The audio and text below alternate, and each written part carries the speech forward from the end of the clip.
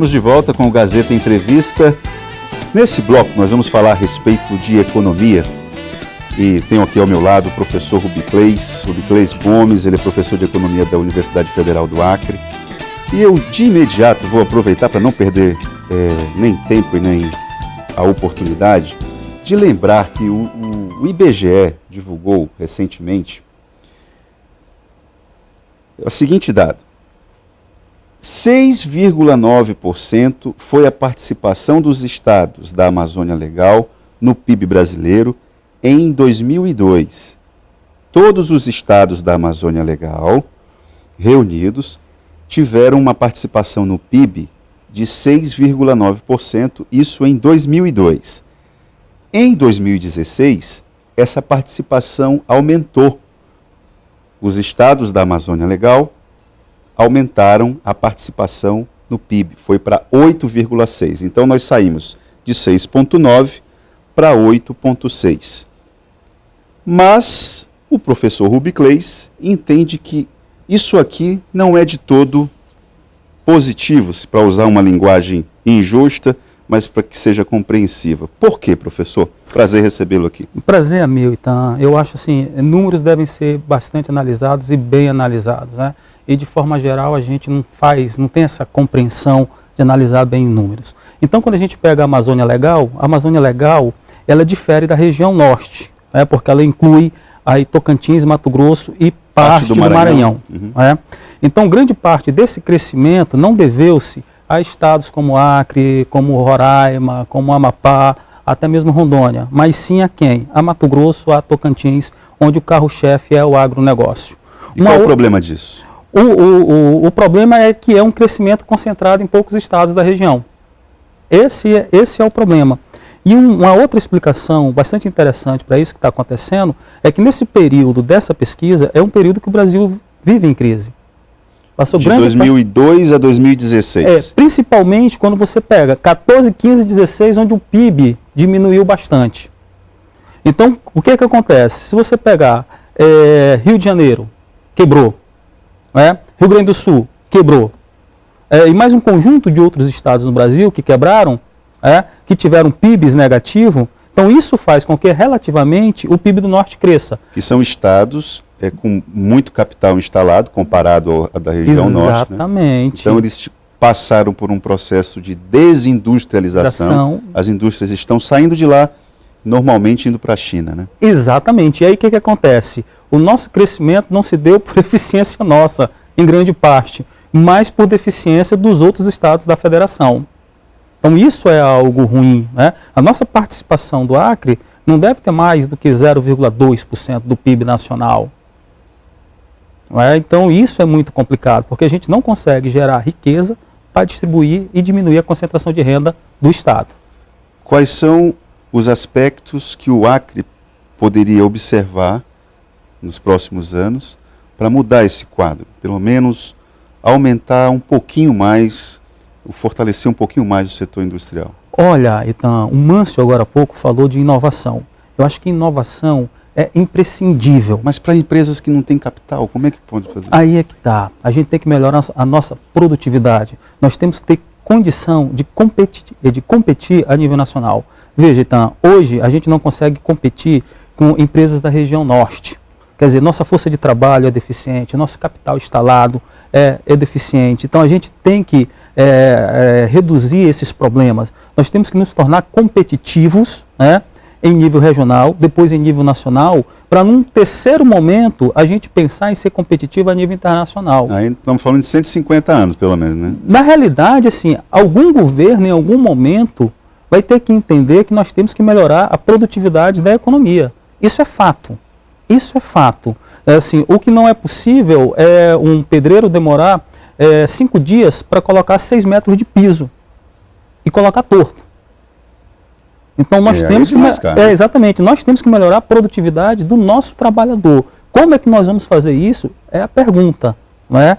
Então, assim, pesquisa, tecnologia são extremamente importantes nesse processo de crescimento econômico. E aí, então, tem uma coisa que eu acho que é extremamente relevante. A política tem que ser uma política de Estado e não do governo A, B, C ou D. alguns problemas perpassam qualquer governador.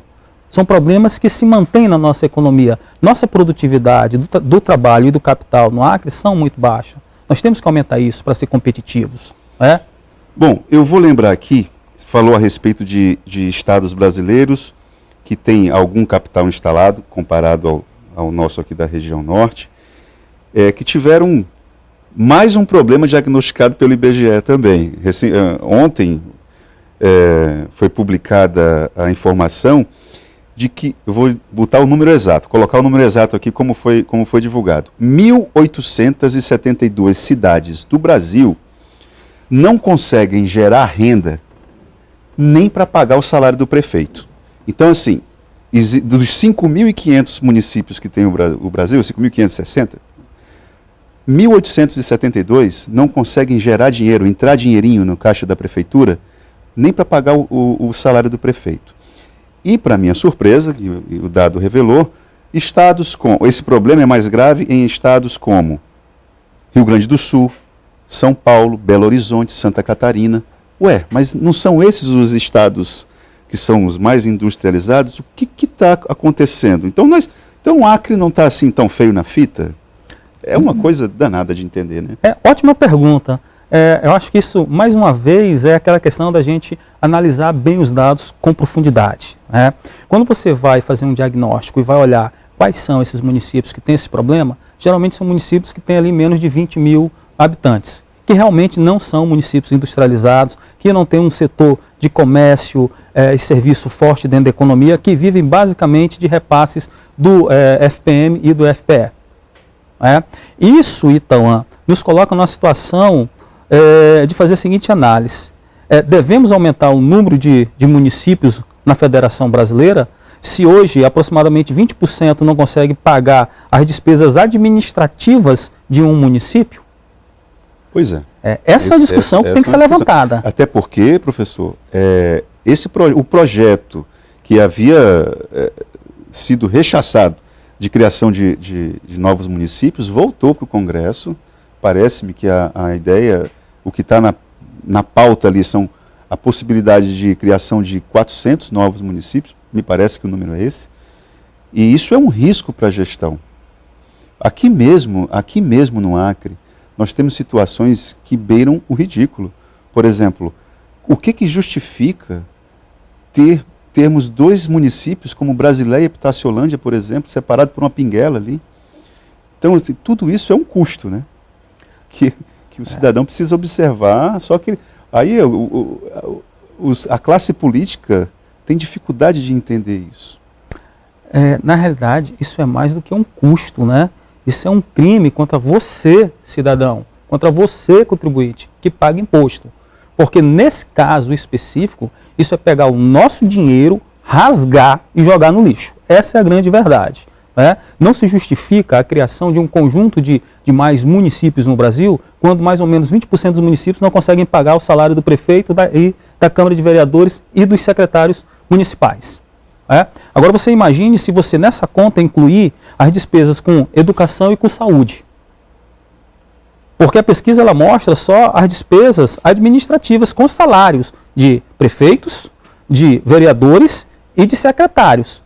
Se você incorporar dentro dessas despesas os gastos com saúde e infraestrutura, aí você vai ter aproximadamente mais de 50% dos municípios brasileiros que não conseguem pagar essa conta. Então, aumentar o número de municípios, né, não aumenta o crescimento, não gera desenvolvimento. Divide pobreza também. Exatamente, e pobreza quando se divide só fica pior. É preciso, antes de expandir o número de municípios, pensar o seguinte, é viável isso aqui para a sociedade, em termos econômicos, em termos sociais, em termos de bem-estar? Você criar municípios com 500, 600, 2, 3 mil pessoas, vai criar toda uma infraestrutura administrativa que não tem como pagar. Professor, infelizmente nosso tempo acabou, mas fica aí essa concepção para que a nossa bancada federal possa observar esse tema com algum cuidado e fazer as votações, caso esse projeto venha para plenário, passe pelas comissões e tudo, e quando vier para o plenário, tenha, por parte dos parlamentares do Acre, uma resposta coerente, né? Obrigado pela sua participação aqui no Gazeta Entrevista. Eu que agradeço e foi um ótimo bate-papo. Então, agradecer lá a coordenação da economia por sempre nos gerar boas conversas aqui no Gazeta Entrevista. Você é um ilustre filho. Gazeta Entrevista volta em instantes.